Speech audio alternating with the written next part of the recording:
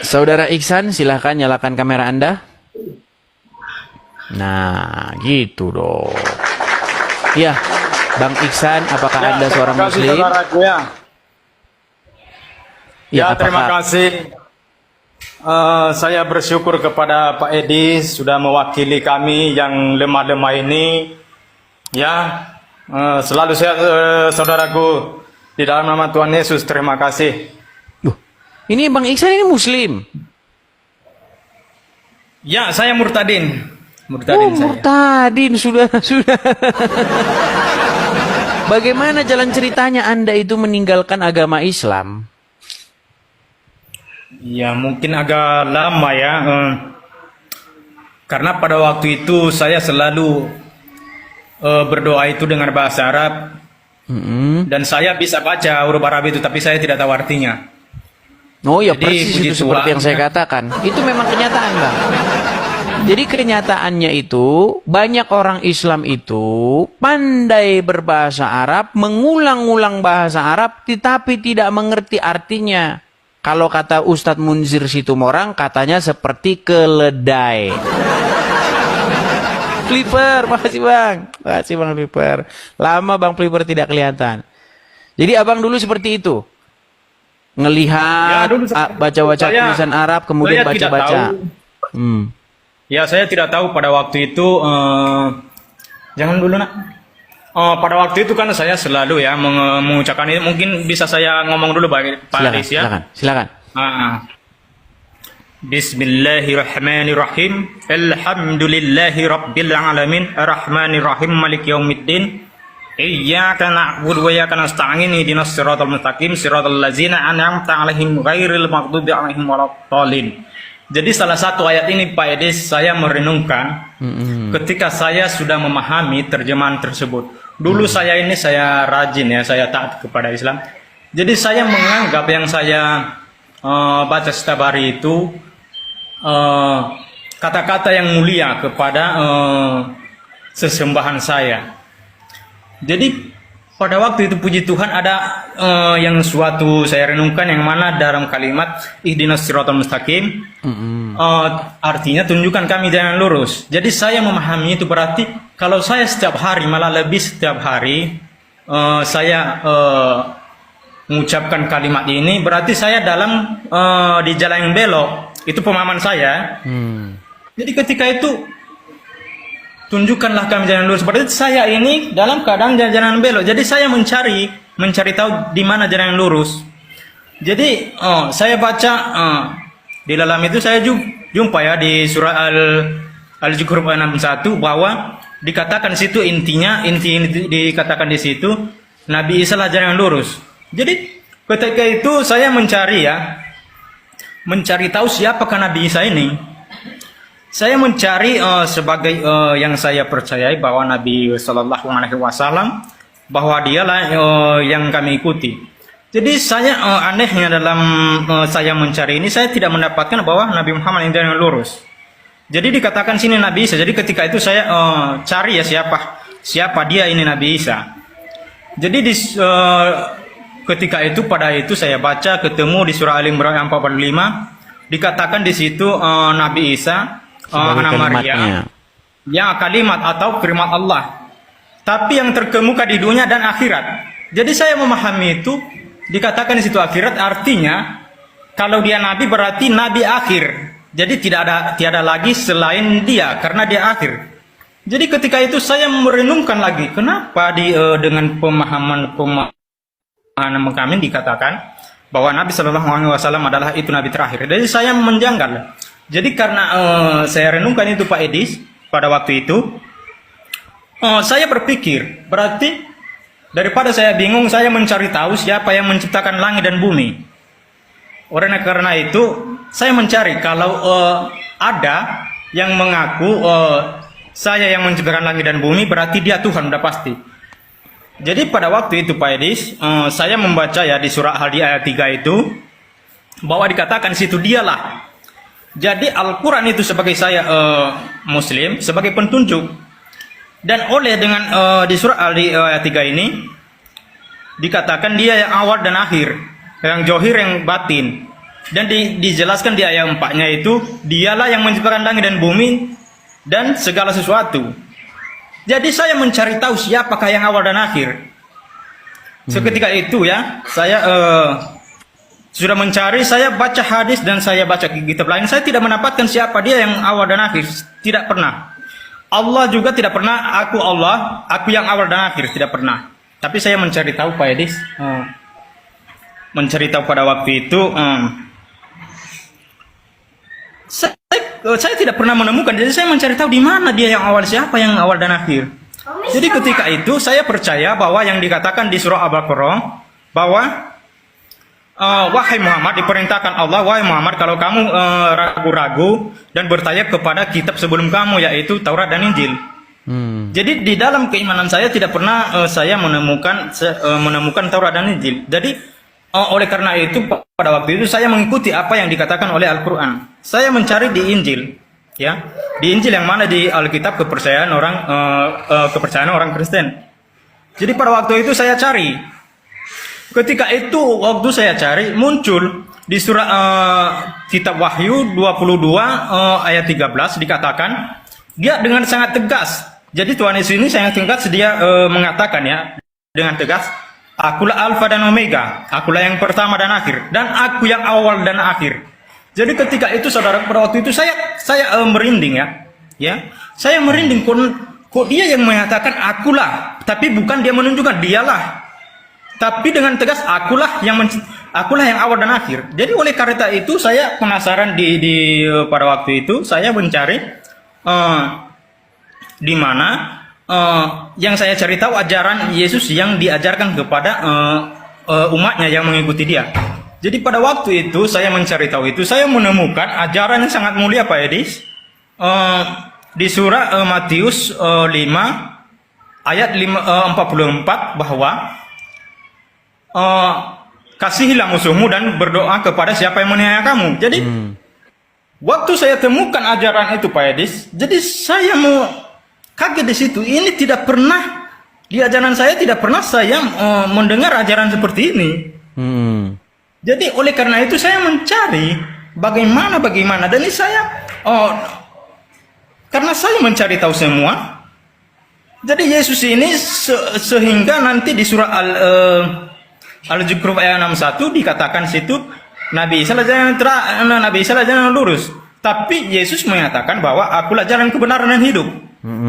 Jadi saya waktu itu saya sampai berdebat kepada keluarga saya Pak Edi sama mama saya, sering sampai mama saya dibilang, kau itu harus tahu, kau tanya sama Pak Ustadz, nggak boleh kau menafsirkan sendiri. Itu mungkin kamu salah memahami. Dan saya ikuti apa kata mama saya dan saya bertanya kepada guru. Cuman memang Pak Ustadz saya bertanya itu tidak pernah memuaskan, tidak sesuai dengan dalil yang saya pertanyakan sama dia. Cuman saya gitulah ya. Karena ada perasaan saya iya-iyakan aja. Jadi oleh karena itu saya ini Pak Edis kritis. Saya mencari tahu dan saya banyak ajaran-ajaran Tuhan Yesus yang sangat mulia di dalam itu. Dan pada waktu itu Pak Edis ada sekitar 2 tahun lebih ya. Tiba-tiba saya karena tidak percaya keluarga saya kepada saya, diam-diam saya kepada keluarga saya pergi dan merantau.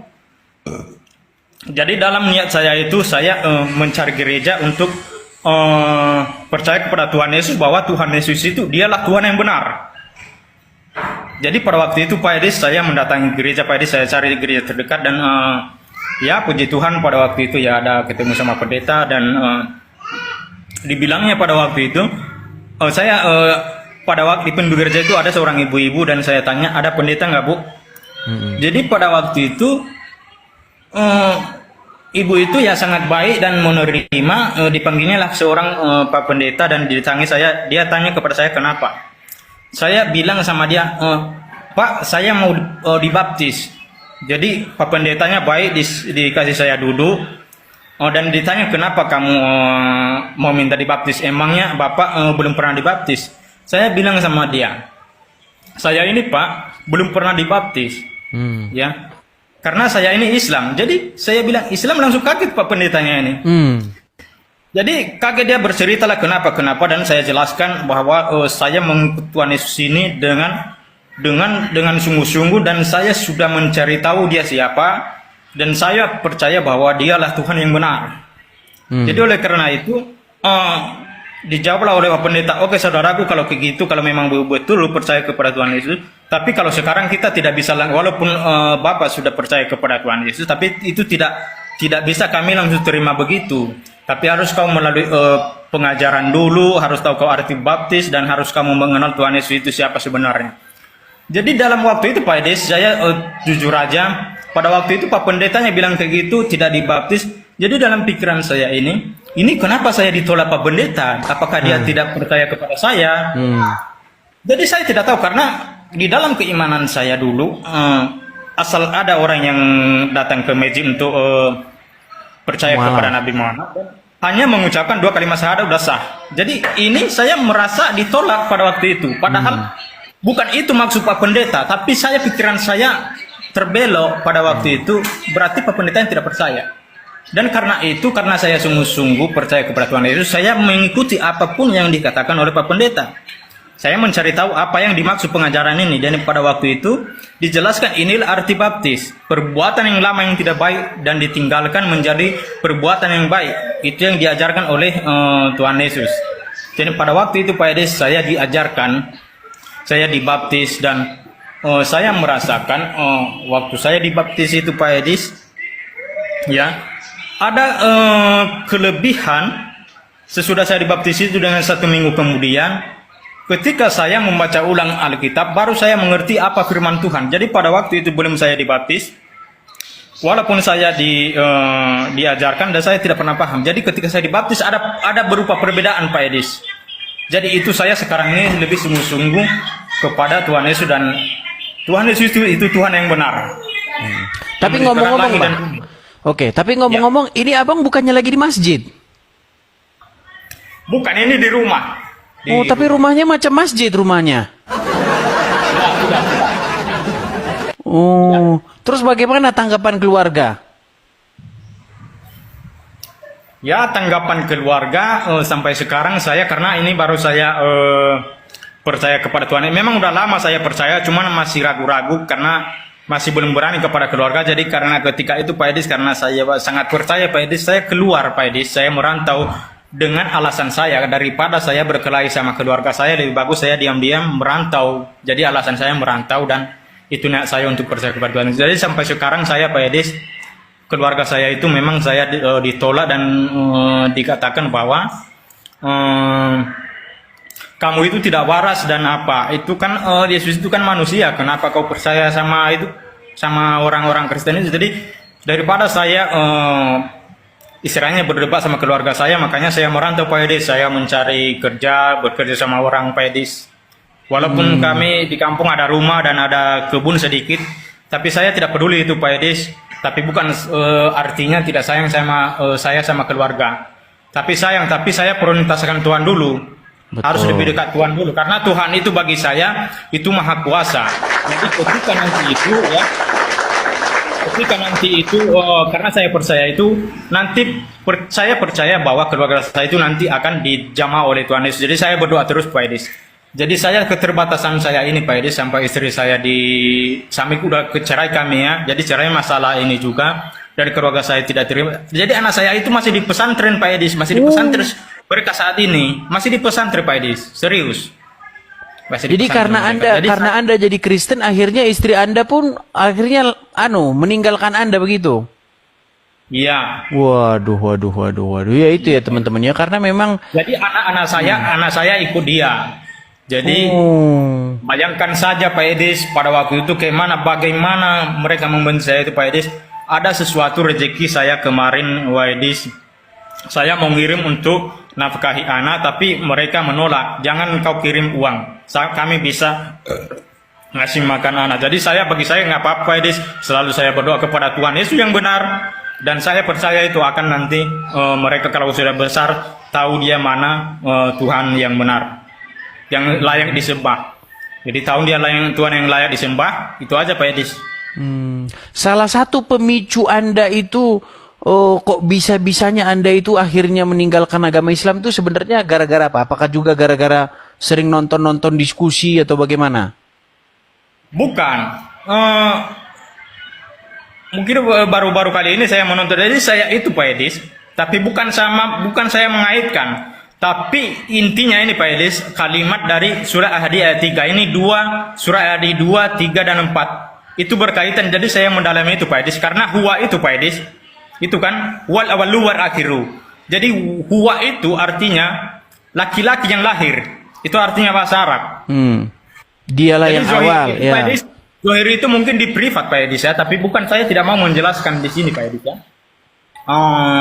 Mungkin Zohir itu lahir kalau bagi saya, karena saya ada Al-Quran lama, yang kuno, yang sudah lama. Itu Zohir itu artinya terjemahannya dulu lahir, bukan Zohir. Lahir dikatakan di situ. Dia yang lahir, yang batin, dan yang batin. Dia yang lahir dan yang batin. Itu dia Pak Edis. Gini Bang Ihsan. Ini banyak yang menuduh Anda ini katanya settingan, bahwa Anda itu ini hanya settingan, bukan Islam beneran. Gimana? Apakah Anda setuju kalau kita kasih naik satu Muslim? Ya, itu tidak mau saya berdebat Pak Edis ya. Cuman saya mengatakan kalau saya bukan Islam pasti saya tidak tahu membaca huruf Arab. Tapi kalau saya sampai sekarang memang saya tidak terbahasa Arab, hanya bisa membaca. Dan itu semua bisa saya hafal-hafal huruf Al-Quran. Kalau Yasin, tapi jangan semua ya, tapi yang pertama aja. Yasin wal Qur'anil Hakim, innaka laminal mursalin, ala siratim mustaqim, tanjilal azizir rahim, litunjira kama ma unjira abahum fahum wafilun. Jadi saya jangan semua, jadi jadi surah Al-Ikhlas. Sah ya, Muslim ya.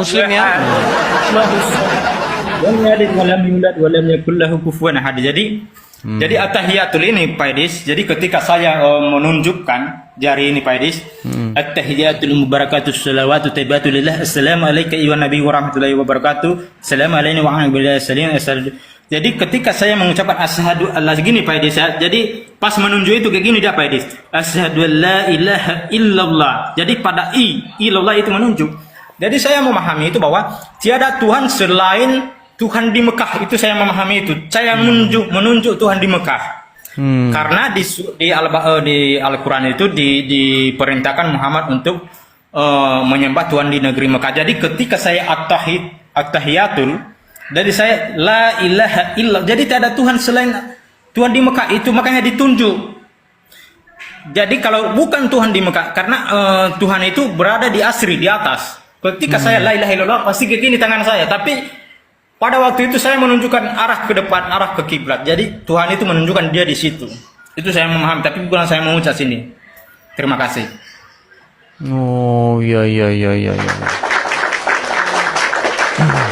Berarti sekarang ini Anda akhirnya malah ditinggalkan istri Anda, ya.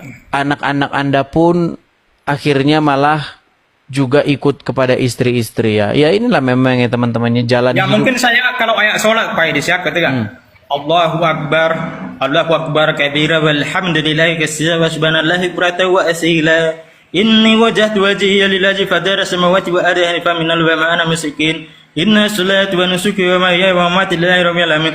Jadi itu jangan sampai selesai ya. Jadi pokoknya ada bukti untuk bahwa kalau mereka tidak settingan, saya tidak mungkin tahu bahasa ini. Saya tidak ada membaca-baca di sini, tidak ada. Tapi saya hafal di kepala saya, udah hafal semua. Iya, karena memang begitu Bang. Karena kalau tandanya orang Islam itu, memang menurut orang-orang Islam haruslah bisa atau mengucapkan huruf-huruf Arab. Ya, memang seperti itu. Dan iya memang seperti itu ya teman-temannya, jalan hidup itu memang seperti itu. Banyak juga orang-orang Islam yang lain ya yang meninggalkan Islam akhirnya memang menanggung hal-hal seperti yang Anda tanggung sekarang ini, seperti itu. Banyak cerita-cerita Muslim yang lain yang juga seperti itu. Akibat dia meninggalkan Islam, akhirnya apa? Dia meninggalkan keluarganya dan lain sebagainya, seperti itu. Ya itulah jalan hidup ya Bang ya. Lalu bagaimana ini pendapat Anda tentang diskusi-diskusi lintas iman yang ada di sosial media? Ya, saya bangga. Saya bangga kepada penjelasan-penjelasan dari orang itu Kristen. Jadi ketika mereka sering menjawab kepada saudara saya anggap memang saudara saya ya. Jadi selalu mereka tidak bisa untuk menjawab. Jadi itu jadi ketika mereka tidak bisa menjawab itu, saya lebih jadi iman saya lebih kuat kepada Tuhan Yesus yang bahwa Kristen itu benar. Jadi ada dalil semua lengkap. Jadi Alkitab itu semua bisa menjawab dengan segala apapun yang pertanyaan bisa dijawab dengan hanya Alkitab saja. Jadi itu kelebihan untuk sebagai menguatkan iman saya, itu aja sih. Iya, kalau orang Islam memang fakta dan kenyataannya, ketika mereka saya tanya apakah Al-Quran itu lengkap, mereka bilang lengkap. Tapi ketika menjelaskan agama Islam, Qurannya nggak dipakai. Iya, mereka malah pakai buku-buku lain, buku syekh ini, kitab syekh ini, karangan ulama ini, buku karangan begini, menurut kitab iman ini. Makanya saya heran, Bang. Ya kan? Di mulut berkata Al-Quran adalah kitab yang lengkap dan sempurna, tetapi pada prakteknya kitabnya itu tidak dipakai untuk menjelaskan agama Islam. Malah menggunakan kitab-kitab lain. Nah, itulah yang terjadi di tengah-tengah umat Islam. Seperti itu. Makanya memang kalau dipikir dalam-dalam, makanya saya pernah melakukan tantangan itu, Bang. Kalau ada orang Islam yang bisa membuktikan dia percaya Al-Quran, saya lompat dari Monas, saya bilang. Gitu. Dan banyak hal-hal lain gitu, Bang. Jadi misalnya seperti sunat begitu. Apakah Anda percaya bahwasanya Al-Quran menjelaskan segala sesuatu? Dia bilang, iya. Kalau begitu tolong tunjukkan apa fungsinya sunat. Nggak percaya dia kalau Al-Quran menjelaskan tentang sunat. Nggak percaya. Tidak ada orang Islam yang percaya bahwa Al-Quran menjelaskan fungsi dan kegunaan sunat. Mereka pasti bilang, oh itu untuk kebersihan atau bersuci katanya. Di mana dalam Al-Quran bersuci itu sunat? Nggak ada. Ada sebuah riwayat atau sebuah informasi bahwa Ibrahim itu bersunat. Begitu. Jadi kalau memang kita ikuti narasi mereka memang seperti itu, Bang. Ya, artinya Abang sudah meninggalkan agama Islam, itu sudah satu satu perpindahan lah dari kesesatan menuju jalan yang benar, seperti itu. Karena banyak orang di luar sana beragama itu hanya ikut-ikutan, Bang, tanpa pernah membandingkan, tanpa pernah mempelajari, seperti itu. Seperti orang yang diberi uang palsu. Orang yang menyimpan uang palsu, dia tidak pernah sadar bahwa uangnya palsu. Karena dia tidak pernah membandingkan dengan yang aslinya. Seperti itu. Yeah. Nah, Bang, saya itu sudah menghabiskan waktu belasan tahun untuk membandingkan Al-Quran dengan Injil, dengan Taurat. Saya bandingkan. Nah, ketika saya bandingkan, oh begini. Nah, saya melihat Al-Quran itu seperti kitab yang lepas-lepas begitu halamannya. Begini, lompat ke sini begitu. Di dalam Taurat diceritakan bagaimana Abraham itu sunat, kenapa dia sunat, apa maksudnya sunat itu, latar belakangnya apa. Ya kan, dijelaskan semua. Tetapi ketika saya baca Quran, sampai botak kepala saya tidak temukan ada Ibrahim sunat di Quran. Tidak ada. Lalu orang Islam berkata, Ibrahim itu sunat, katanya. Di Quran mana Ibrahim sunat? Oh, bukan di Quran, di kitab ini. Katanya Quran lengkap, sempurna. Ya memang kadang-kadang omongan itu hanya sekedar di mulut saja begitu. Karena memang provokasi yang sudah diucapkan terus-menerus akhirnya dipercaya oleh banyak orang. Walaupun orang itu tidak pernah memeriksanya, seperti itu, Bang.